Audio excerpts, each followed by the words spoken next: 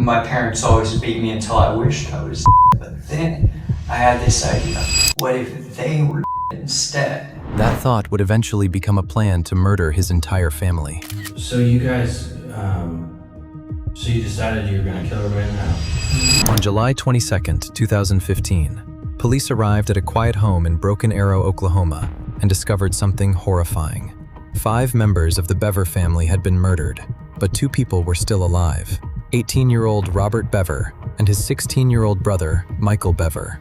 And when detectives sat Robert down, they quickly realized they weren't dealing with a crime that had simply gone wrong. Robert had something to tell them, and the deeper they went into his story, the more disturbing it became. We have been like murder superstars or something.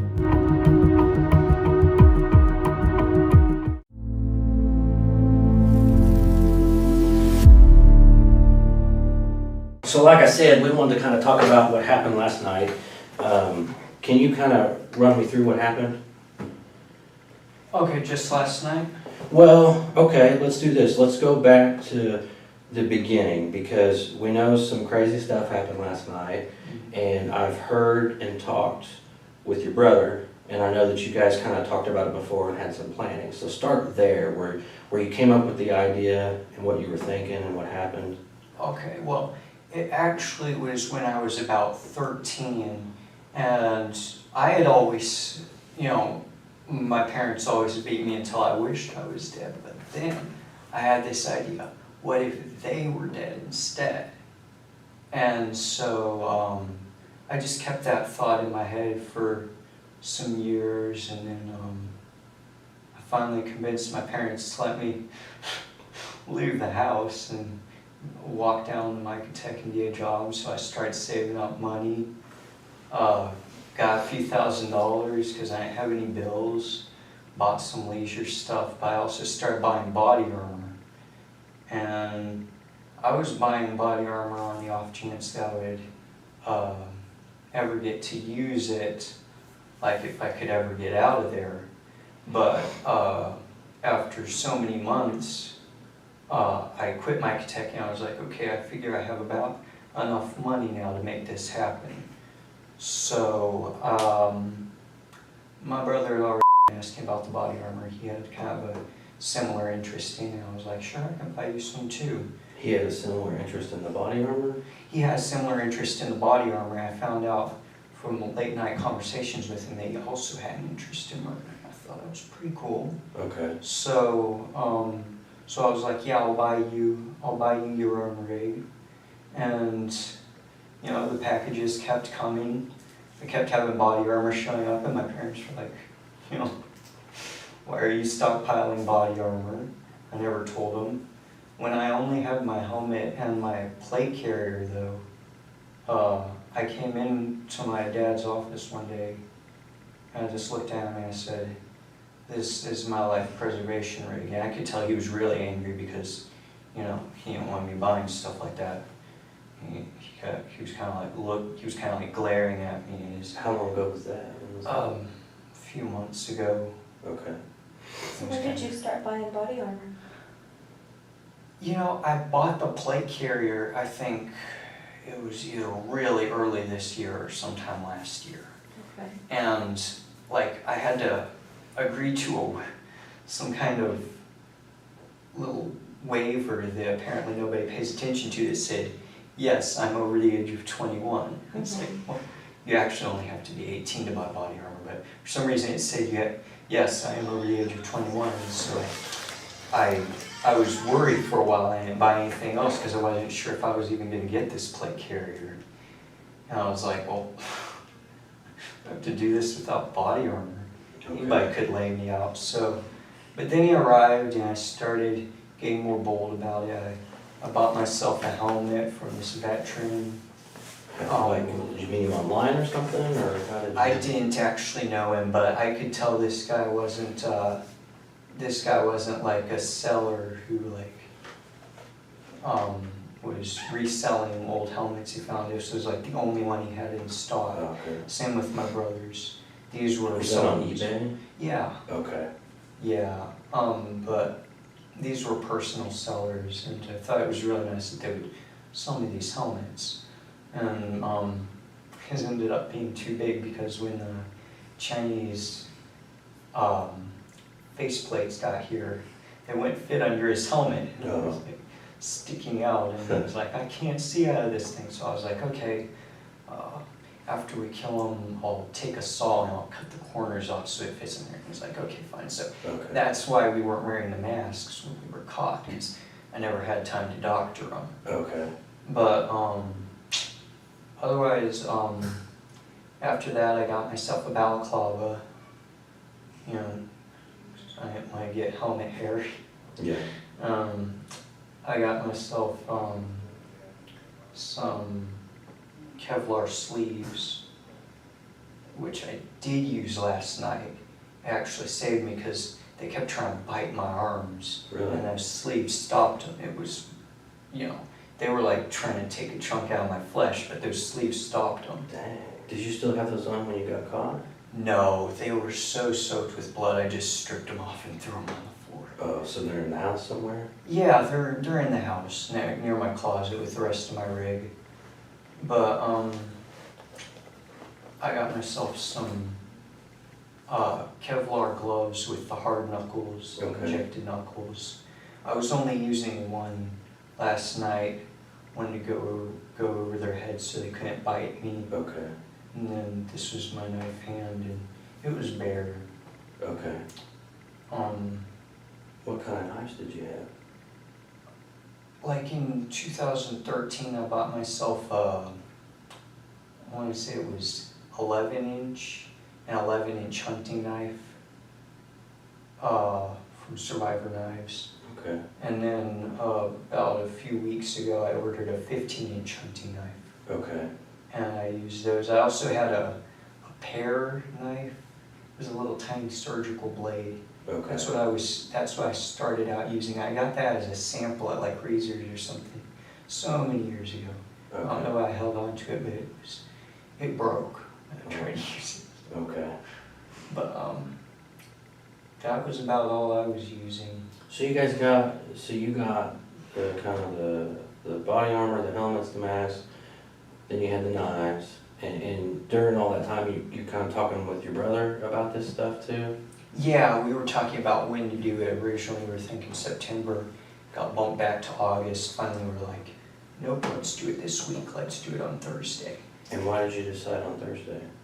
Because I was trying to pack everything in. See, the last thing I ordered were some leg armor.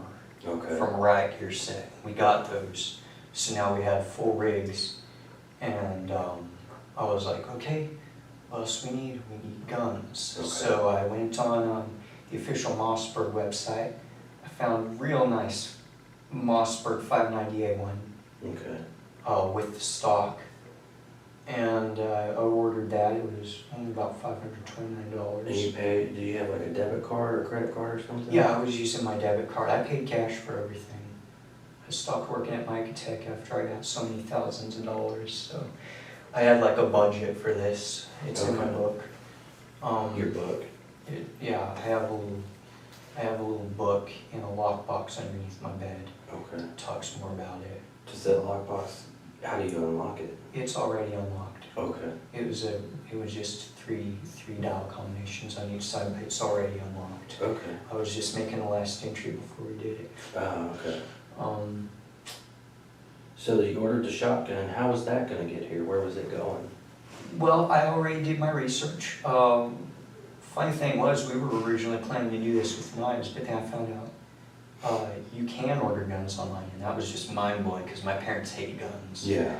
They were kind of a weird mix between some kind of liberal hippie and a conservative nut, because they were racist as all hell and homophobic, and they hated cops, and Man.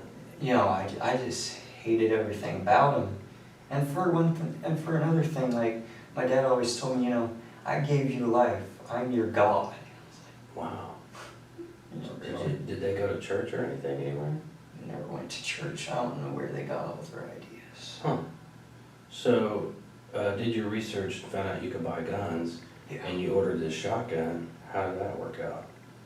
It worked out fine. It took like 2 minutes. And it said, okay, your shotgun's on its way. And it went to gun shop. It was the first one to arrive, and I got a call from down there. He was like, your order's ready to pick up. Of course, I'm not allowed to leave the house. So I was like, okay, well, I have like 2 more guns on the way. So if I could just come down and pick them all up at once. And he was like, sure. So then I went back on it, and I ordered 2 automatic Glock 41s, one for me, one for my brother. Okay. And those took a little longer to ship, but finally I got the call saying, okay, all your packages are ready to pick up. So I was like, how am I gonna get this? So I decided, okay, I'll pick them up after we kill them. What about ammunition and bullets? Yes, I was just getting to that. Okay. It was like 3 days prior, and I was like, how am I gonna get those guns? So I was like, okay, we'll pick them up after we kill them. And I was like, now all we need is ammunition. I found this website, bulkammo.com. Mhm. They do like 2-day shipping on thousands of rounds of ammunition. So I bought 2,000 rounds of 45 caliber ACP total metal jacket ammo for the Glocks. 1,000 rounds for me, 1,000 rounds for my brother. And I bought some 250 rounds of 00 buckshot Okay. for the Mossberg. And they're gonna arrive sometime today. Oh, They're coming at the house? FedEx. Yeah, they're coming to the house. Wow. It's gonna be a shock for that FedEx guy. Yeah, that's a lot of bullets. Oh, he's gonna flip. They almost sold guns to him. God. How did you know what kind of ammo to pick and stuff? Did you just research that too? Because my parents hated guns so much, that kind of made me a gun enthusiast. Oh, I've okay. always liked guns. Okay. Um, I like guns too. They're pretty cool. I mean, we get to shoot a lot. What, I wanted to join the Marines for a while, but my parents were like, you want to throw your life away? huh. So you say you weren't allowed to leave the house. What do you mean by that? They didn't want me going anywhere without a good reason, and they wouldn't let me get my driver's license. So I was in the house all the time. Nobody left the house unless Mom went to the store to buy more groceries. She'd buy like a week's worth of groceries at a time. And then, my dad only left the house once or twice a week, and my mom never left the house. None of us did. And when did you quit working at Micah Dad? In January. Oh, okay. Yeah. That was about when I figured I had enough money, and I figured it up pretty well for a while there. My budget showed that I was going to have $1,300 spending cash after all of that. Mm-hmm. I was like, wow, what are we going to do with all that money? I think I should buy another gun. My brother's like, don't need another gun. I was like, okay. You think you can manage with pistols? He said, I know I can. I was like, fine. If I bought an assault rifle or something, for one thing, everybody would be off about, like banning assault rifles in Oklahoma or something. So then we had this idea, we would go to another state to do the shooting. Okay. We do the knife spree here, go to another state, do the shooting, so Oklahoma wouldn't have any backlash on its wonderful gun laws. Did your brother have a bunch of knives too? Yeah, he had a little flip open serrated knife and like a 13-inch hunting knife. Okay. He also had like a little 6-inch dagger, both the little one and the 13-inch. I think he also got them from Survivor. Okay. And so you guys decided Thursday night. Well, wait, what is today? Is it Thursday? Today's Thursday. Yeah. So you guys, so this happened last. Well, I guess it was Thursday at midnight. Is that? Yeah, we waited until after midnight. And I think. Or was it 11? so you guys, so you decided you were gonna kill everybody in the house. How did you plan that out? Who was doing what? Did you like plan all of it out and this is how we're gonna do it and this is? Yes, we had every single little detail planned out. Robert had spent years obsessing over true crime, movies, and tactical gear. In his head, he imagined a quiet, cinematic execution, and then he explains to the detectives exactly how he did it. Can you tell us about those? Yeah. First, after midnight, after everyone was in bed except my mom and my sister, Michael was going to invite my sister back to the room. He was taking one of his old laptops apart, and he was going to show her, and I was going to sneak up behind her, put my glove over her mouth. And I did it, but she just got real wide-eyed and started screaming. I was like, killing them isn't as easy as I thought. There was blood everywhere, and I was like, oh my God. Yeah. And so I just went crazy. Well, tell me, because I want to know what you guys plan to have happen, and then we'll have you tell us what really happened. That part went about as planned up until the fact that she didn't right away. Okay. We thought it was going to be quick and quiet. We had laid out a little towel on the floor So to she was drop supposed her to on. just... But she made such a huge mess. So she was supposed to go quiet and quick, and then what was supposed to We were happen? going to drag her body into the closet. Then we would go into the family room. I would do the same thing to my mom, and she was sitting on the couch. Okay. And she was going to have her back turned. Instead, she came bursting into our room after hearing all the screaming. So at that point, the little tiny pair knife had broke while I was with my sister. Is that what you used to cut with? Was the smaller one? Yeah, because it was like a surgical blade. Okay. And so you said you but then you start screaming, blood going everywhere, and so then you start stabbing her? Where did you stab her?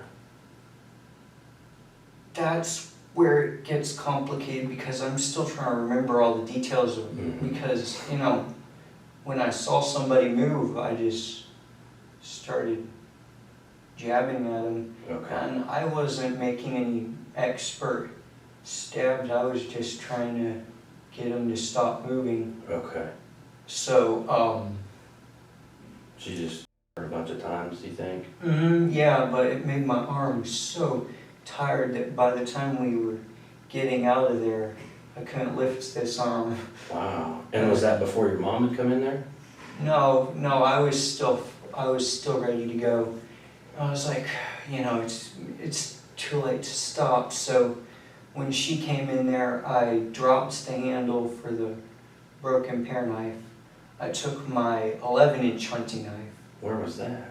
It was right there. I had all, before we started, I took my soft vest, my sleeves, my balaclava, my gloves, and my arm protectors. I laid them out on my bed and I put my sheets over them. And when it was time, I just slipped it all on. Except the balaclava, I decided to skip that. So the second knife that you had, were you wearing it on your side or something? No, I had them laying there because I didn't want to have to take them out of the sheath. Okay. I just scooped it up and I chased my mom into the hallway. And I saw my little brother coming out of the room smiling like, Who was that? Which "What's going one on?" was that? Christopher, the little blonde one. How old is he? He was 10.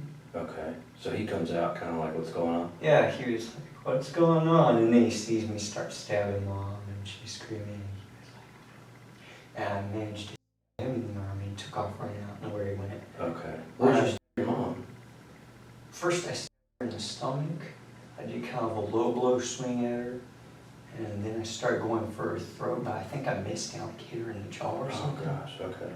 Was she up trying to grab you? Was her hands Oh out? yeah, she was fighting. She was really fighting. Did her hands get cut? She started trying to bite my arms and Wow. my hand, and she tried to wrestle, and I found my hand. I was stronger than her. Yeah. But What the hell was Michael doing? Michael, since at that point nothing was going like we planned, it was amazing because he helped me out so much. He pretended to be really freaked out and scared. He was like, "Robert, what are you doing?"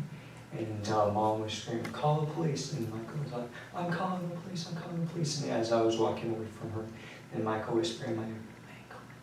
So, Okay. and yeah, the whole time, nobody knew he was in on it, until he took out his knife and started stabbing my little brother and sister too. So you stabbed Mom in the hallway. But she was still alive, and I dropped that knife next to her because I Was the sister, is it the first one? Mhm. Was she dead? I thought she was. I really thought she was, but I lost track of her at that point. Okay, so then let's go back to Mom. So then, I thought that she would just lay there and bleed out. So I just tossed that knife aside. My hand was starting to get tired, and I just had to wrestle with her. I had these bite indentations in my Kevlar sleeves. okay. I was like, wow, I'm glad that didn't go through. Yeah. My little brother and sister barricaded themselves in the bathroom and locked the door. My other brother barricaded himself in my dad's office. And Michael came up and started hammering on the doors and he was like, let me in, he's gonna kill me. And they opened up. And so my brother took the ones in the bathroom. I came in and gave them a few stabs to make sure they were down. In the bathroom, what did, you said Michael took the ones in the bathroom. What did he do? He stabbed me a few times. I mean, he didn't have the arm strength I had or something because it wasn't enough. They were still laying there screaming, but he was like, and he was like holding his hand and he was like, What did, Which two were in there? that's- Victoria, second littlest girl, and Christopher, the one I had started the arm earlier. So Victoria's how old? She was 5. and Christopher is, 10. and they're in the bathroom, Mm-hmm. and he gets them to open the door. Mm-hmm. And do you both go in, or are you just kind of still in the hallway and he goes in? Well, I was waiting for my other brother to open up my dad's office door. I was going to take that one. And but, which brother was in there? I'm sorry. Daniel. Okay. Too many brothers and sisters. I think they were doing it for the tax benefits because they hated all of us. They would, I mean, my 10-year-old brother, like, he didn't, like, turn off the upstairs. Like, he had a similar situation I had when I was his age. That's so weird. When I was his age, I forgot to turn off the light in the game room upstairs before I came down. So my dad grabbed me by the shirt and he picked me up and he dragged me up the stairs and he threw me on the ground and he was like, that costs money. And with my brother Christopher, he dragged him down the stairs and started kicking him around on the floor. And How long ago was that? with him, earlier this year. See, I was really getting fed up with it. Why didn't you ever like call the police or something? About 3 years ago, my mom slapped me so hard I left cuts down both my cheeks, and I took pictures on my phone. And I had the lady from Youth Services in my contacts because I knew everybody down at the Justice Center. I volunteered there and I was like, okay, I gotta end this. But I didn't send it because I was like, no, someday I'm gonna take care of this myself. And I was like,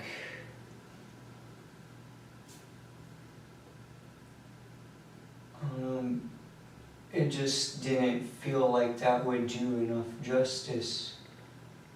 And, you know, I was really sure that they wouldn't get in enough trouble for the way they treated us. So I went vigilante. I never sent the pictures. Scars went away. Okay.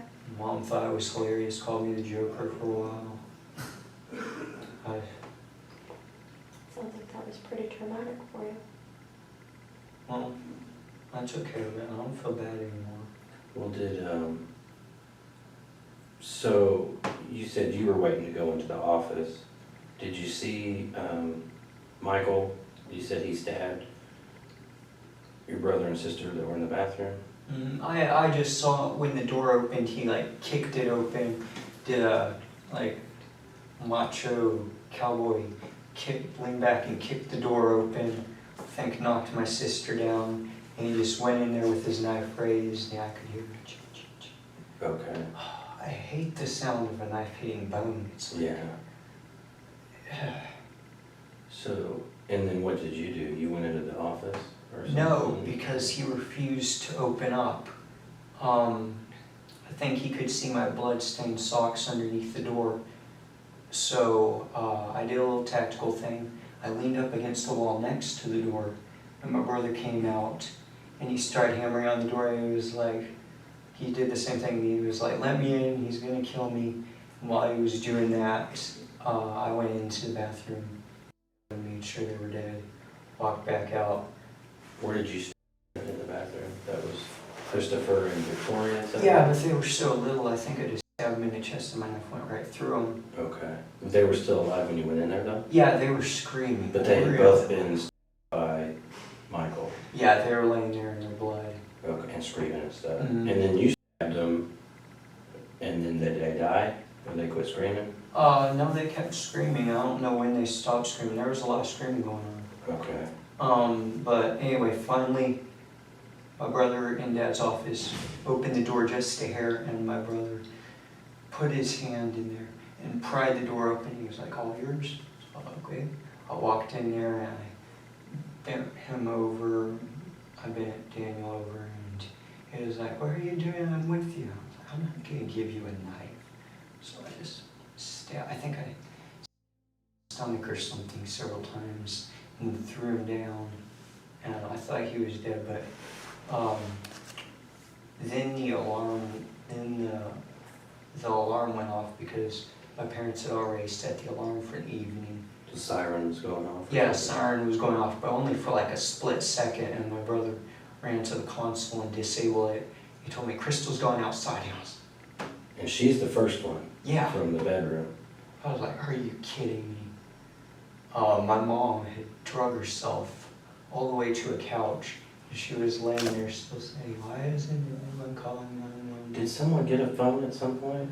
Yeah. At some point, after I came back inside, my mother said, well, one of them called the police.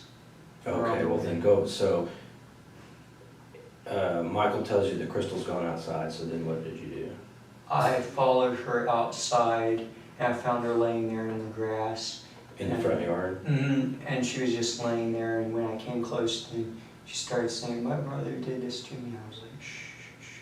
And I scooped her up, and then she looked and saw it was me, and she started thrashing and kicking. And I tried to carry her back inside, but she kicked herself out of my arms, collapsed back in the grass. I was like, I hate to do this in front of the neighbors, but I started Mm-hmm. and it seemed like forever I was just laying over her, just looking at her, and Did she you just have blood all over you at this point? I was soaked in Your blood. hands and... So was she, and I was just like, neighbors are gonna see this.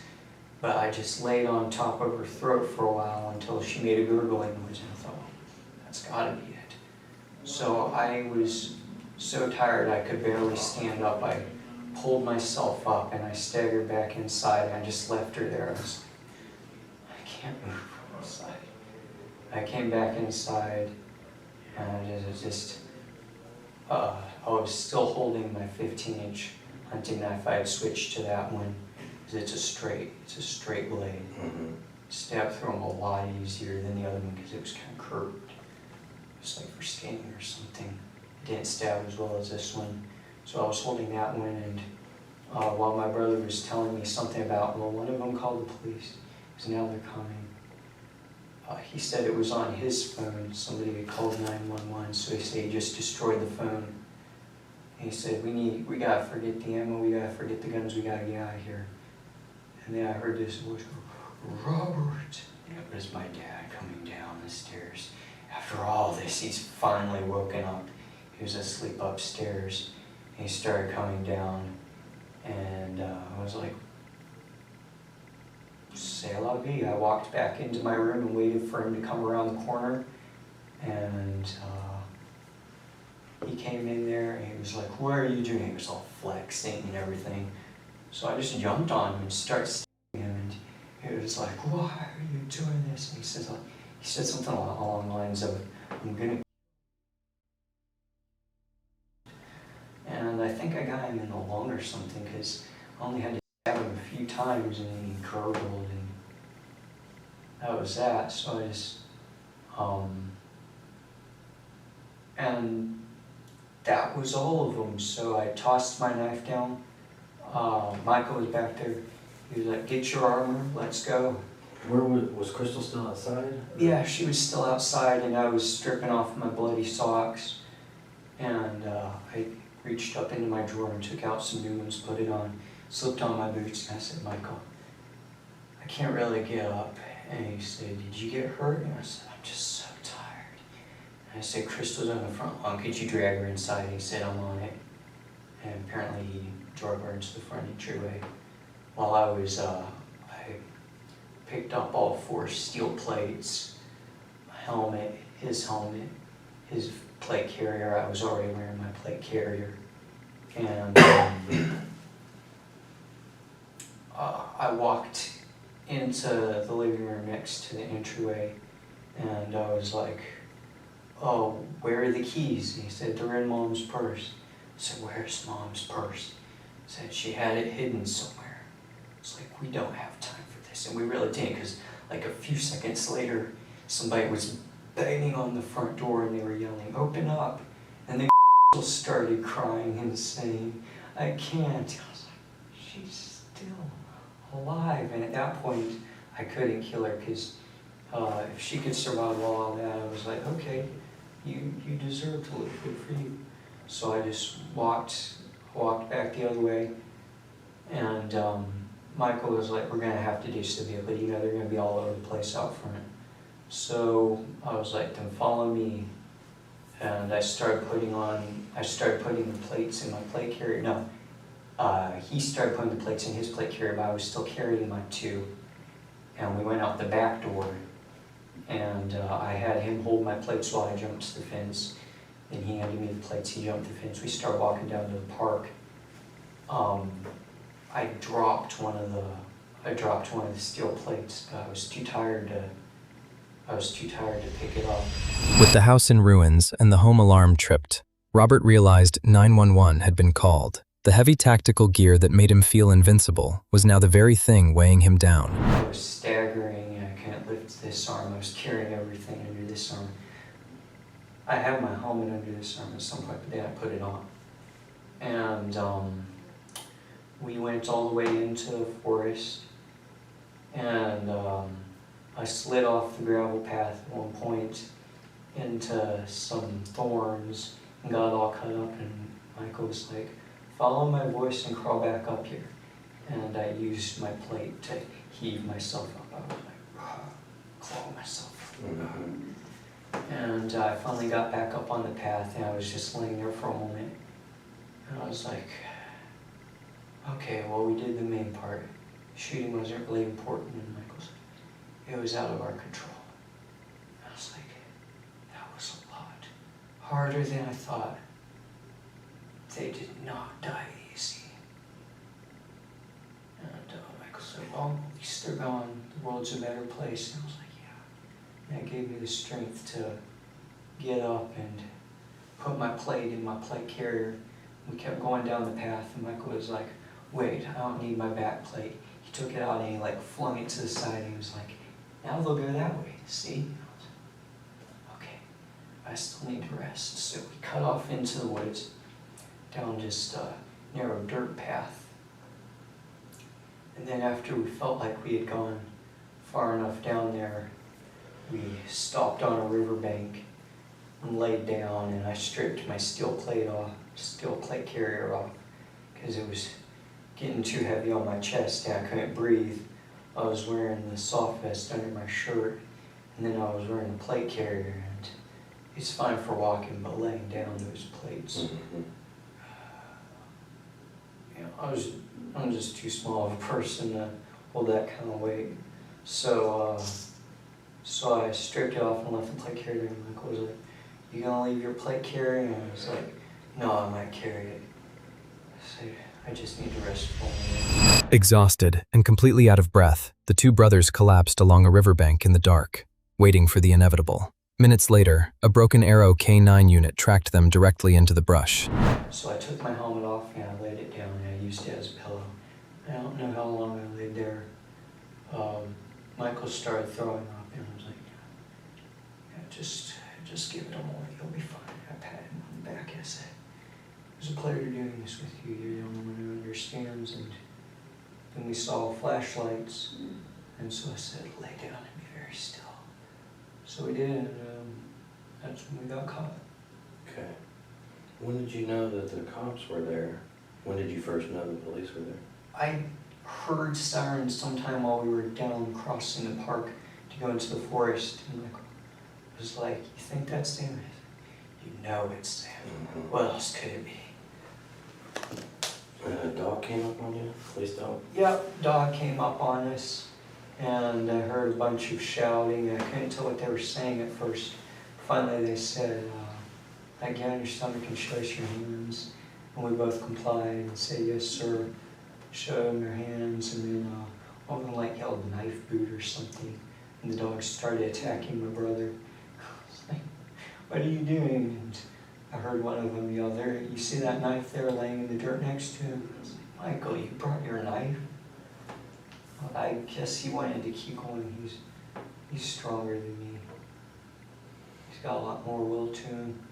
So, so then you got caught. Let's go back real quick. How was it supposed to go down? What was the plan? The plan was so stupid, but this was my first homicide, and what was really supposed to happen was I would stealthily slit my sister's throat, lay her down, just let her bleed out silently with no way of screaming because her throat was cut, I thought. And I thought we would just lay her down, slide her into the closet. I would go in, put my glove over my mom's mouth, slit her throat, just leave her there. Michael was going to go in with his knife, and he said hopefully Victoria, the 5-year-old, would still be in bed, and he said he would just strangle her or something. Said she would be real easy, and then we'd go upstairs. Little boys probably wouldn't wake up because this was happening on the other side of the house. Figured we would put on our balaclavas and dressed in all black, we would sneak upstairs, and while our father was sleeping, we would kill him. Mm-hmm. And I had string tied around my ankles and my jeans at one point so they wouldn't rustle. It was, Yeah. I was like, please, what are we, ninjas? Apparently not. Just to be quieter. Yeah. Well,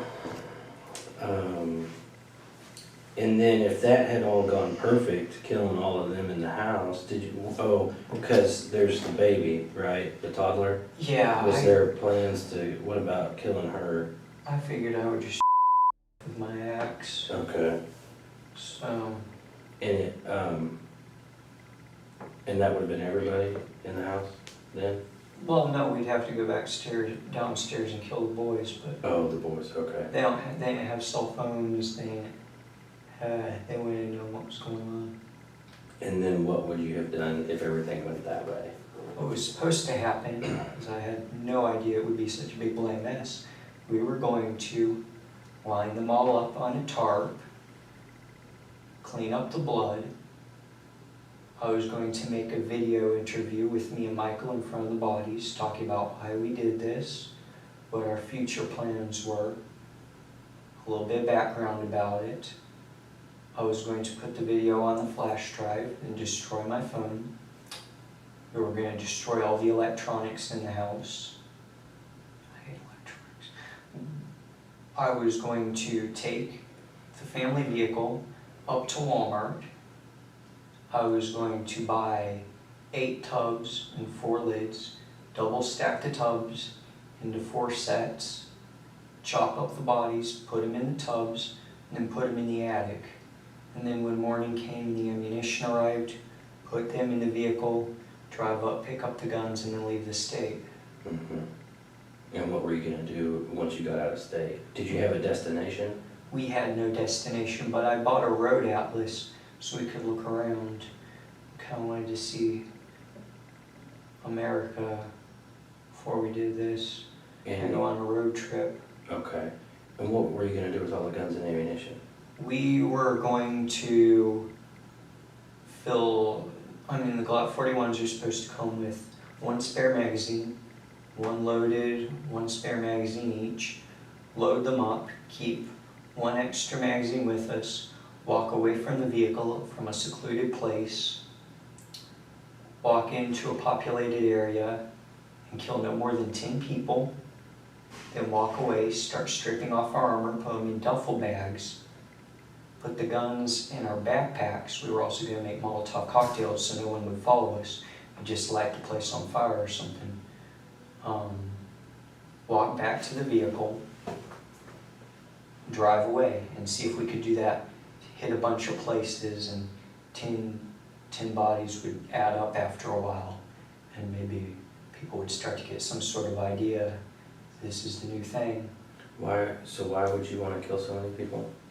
I've always been fascinated with the idea of killing people. Not that I have anything against people in general, but I figure if you kill so many people, you're going to kill some bad-minded people, some people that aren't contributing anything to society. And there's so many billions of people in the world, and each one of them think they're special, but they're not. And who's really going to miss? Even if we killed 100 people, who's really going to miss? I mean, that's only going to affect so many other people. But it wasn't an angry thing. It was more like going to be a hobby. We figured it up, and if we had managed to kill some people at another location, we would have fit like 5 different categories of murderers. We would have been like murder superstars or something. Which categories were you gonna fit? Family side, pseudo commando, spree killer, and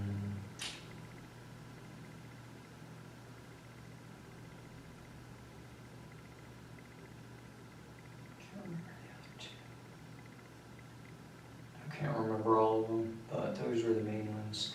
Those are the ones that I fancied. Oh, mass murder.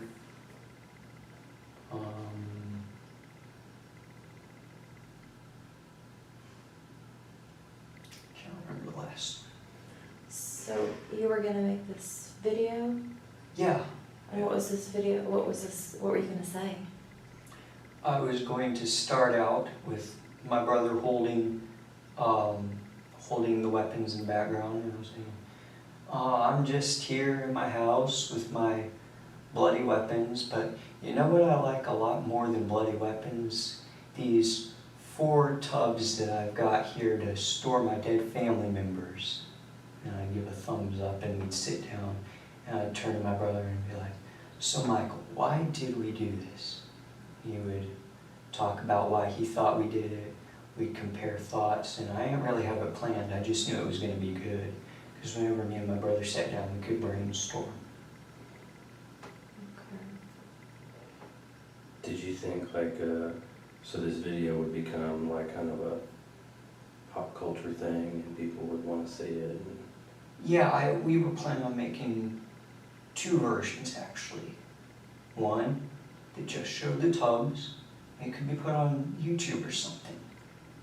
The other one would show the bodies. Okay. So like a G-rated and a... Yeah, because I still wanted people to see it. Well, of course. Yeah.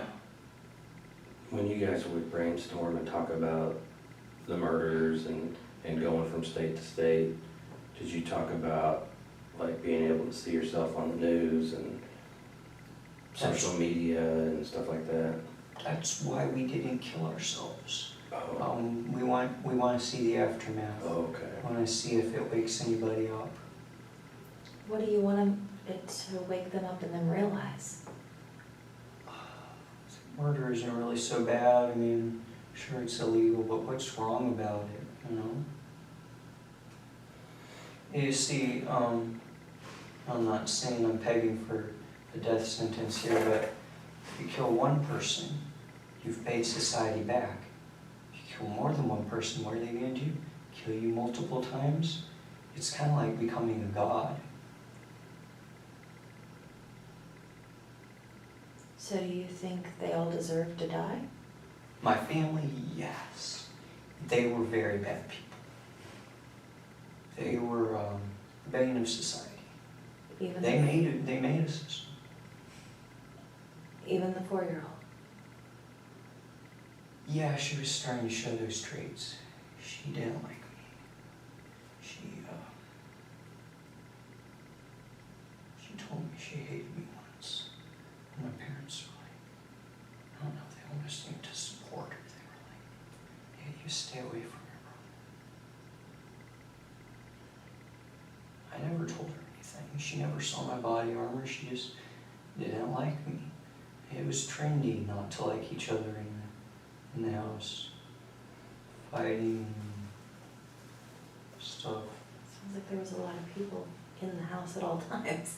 Kind of hard not to fight when you got. Yeah, well, 18 years being cranked up with all those people. So who did you kill?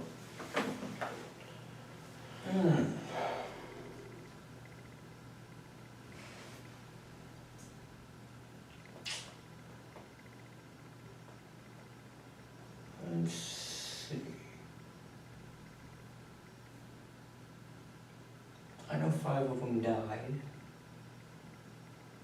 Shoot. Or who did Michael kill? I want to give him credit for 2 of them. Which Christopher and Victoria. I mean, they were still alive screaming, but they were already bleeding all over the place. They were little when it had taken very long. Those were the 2 in the bathroom? Mm-hmm. And That's the 2 youngest? Yeah. so you want to give him credit because they were already bleeding and screaming. Did he stab each of them multiple times? I think so, yeah. Were there some significant areas that he hit, or do you know?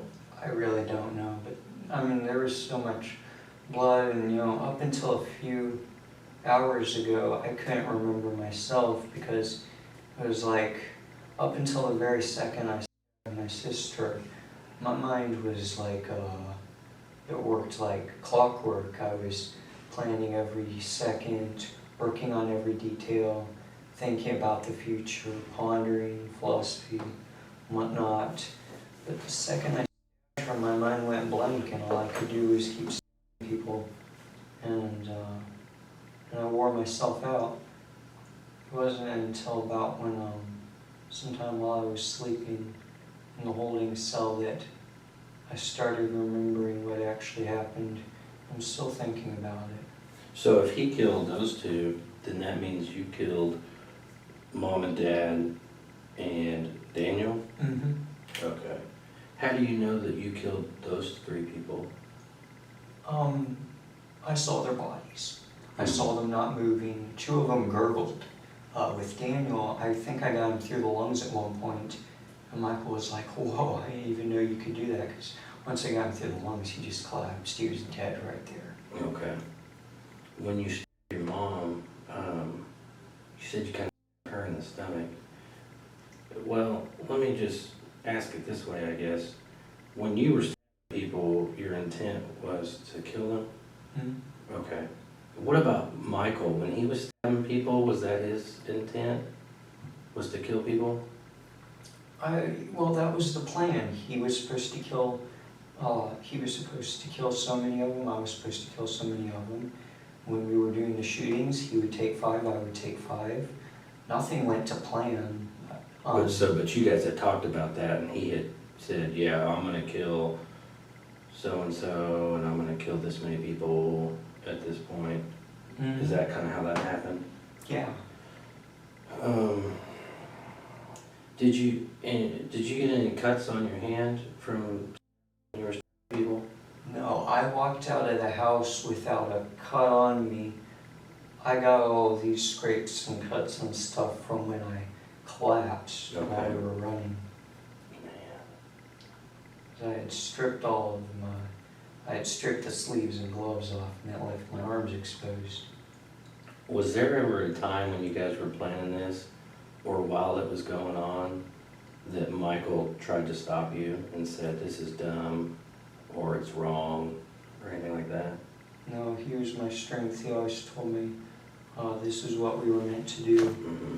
At one point I did tell him, you know what, let me wait until I said, maybe someday I'll get out of here and maybe I'll get some military experience or something so we can do this better. He was like, what the hell are you talking about? And I was just like, you're right, I can't leave you here and I don't know when I'll get out of here. So. Was there ever another time where you wanted to back out? No, I always knew we were gonna do this. Did you ever talk to anybody else about this besides Michael? No, I mean, in general, I talked to some people about murder.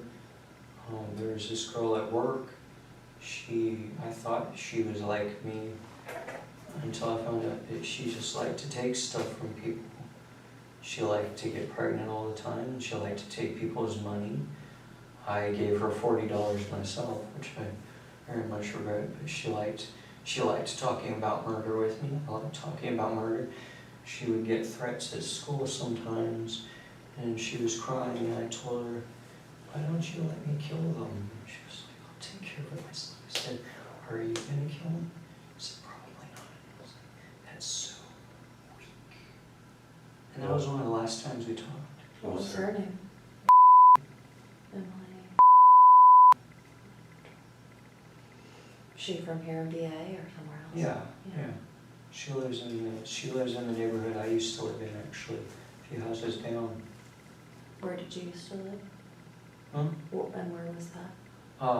The Indian Springs. Where this thing happened? Oh, where this happened? No, the other Indian Springs, one with like the red brick entrance. Oh, okay. You know, while I'm going downhill. So, do y'all have any other family here? I have an uncle somewhere out there.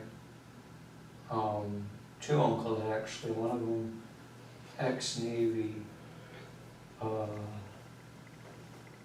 An aunt.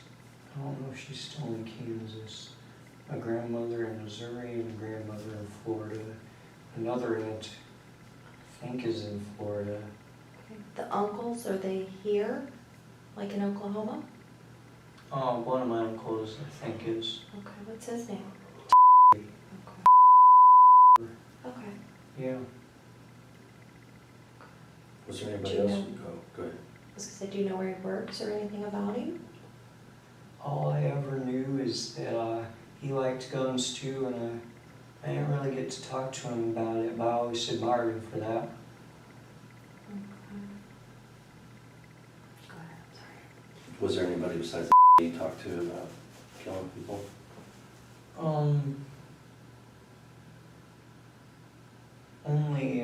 Only in kind of a casual, joking way. Oh, I hate people, I wish everyone would die sort of way online. But I don't really like talking to people online because they like to pretend to be people that they weren't. It's like, oh, I bet you're just some fat slob on the other side of that screen who's never going to kill anyone. Do you have a computer of your own? I have two laptops. Where are they? One is next to my PS4. The other one is on the shelf in my closet. Okay. Do you use one or both? Or is like one an old one or a new one or something?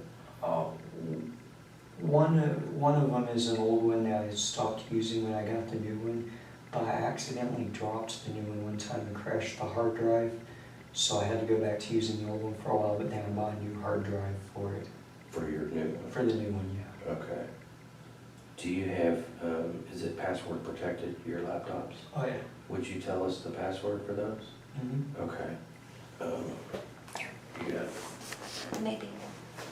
My phone is like phone print box. Oh, is it like an iPhone or something? It's a Galaxy S6.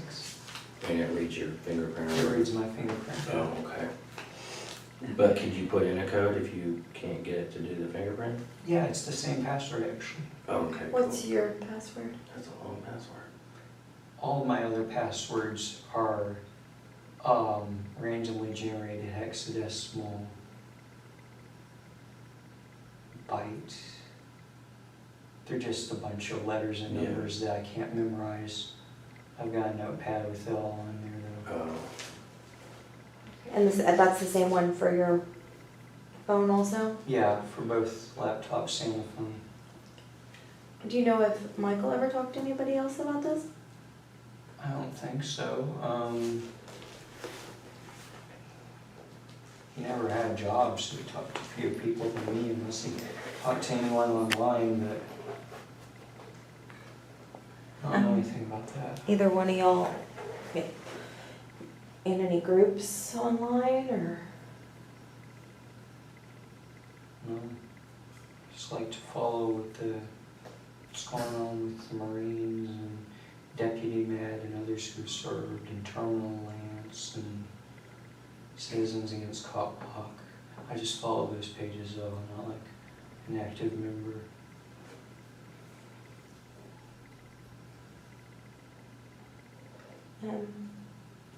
So, I guess if you could get your message out there still, what would your message be?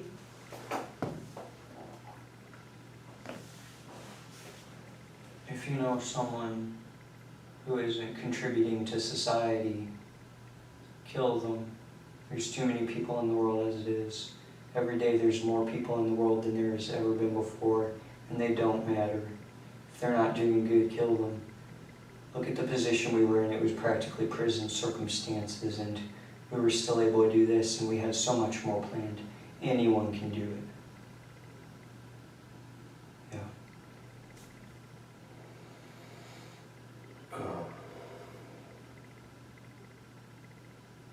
So what do you want to do now? I don't know. This is all I ever thought about. I mean, if I could just like go to prison, do community service, maybe get back to writing, die someday, and hope somebody remembers. What do you think that Michael should do now? He said he doesn't care. He said he didn't care if they shot him on sight. I mean, the dog got him, but they didn't shoot him, so. He never said what he wanted to happen, though. He said he didn't care, so that's up to him. What do you think should happen to him? I think he is stronger than me in will. He stayed much calmer than me, and he kept me going when I was feeling weak, and I think that he should be, if there was any way to rehabilitate him, he really deserves to be somebody's mentor in the world so he can make more good people, more useful people in the world.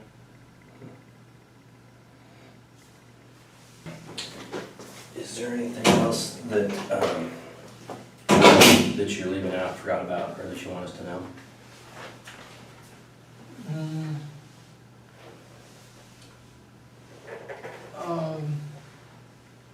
No, I think that's it.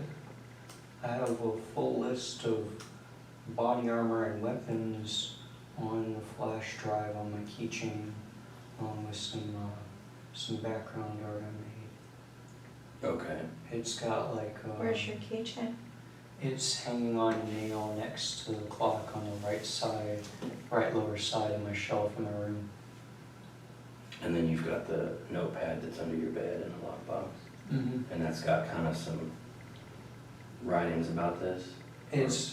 I called it literary documentation. It's written kind of like a story / diary, but it's just, I was documenting what happened, and I made a list of the prices for all the body armor that we bought, and I made some diagrams for some bombs I thought up. How old are some of the how far back does that go? It only goes back about 11 days. I started documenting it. I started documenting it midway through our planning because I was like, you know, if we die, no one's gonna know what happened, nobody's gonna know why this happened, they're not gonna know half of it. So. Okay. Would you be willing to write us a statement now with your story? Basically what you just told us, kind of starting at the planning stages, and this is the plans me and Michael made, and then this is what actually happened? Well, that would be a long statement, but yeah, I could get started. Okay. In the end, Robert Bever wasn't a tactical mastermind. He was a deeply disturbed teenager whose violent fantasy collapsed the second it left his imagination. In 2016, Robert Bever pleaded guilty to 5 counts of first-degree murder and was sentenced to life without parole. His younger brother Michael was tried as an adult in 2018 and received 5 consecutive life sentences with the possibility of parole, and while the jury granted Michael the possibility of parole, the judge ordered his sentences to run back-to-back, meaning he won't be eligible for release for more than 200 years.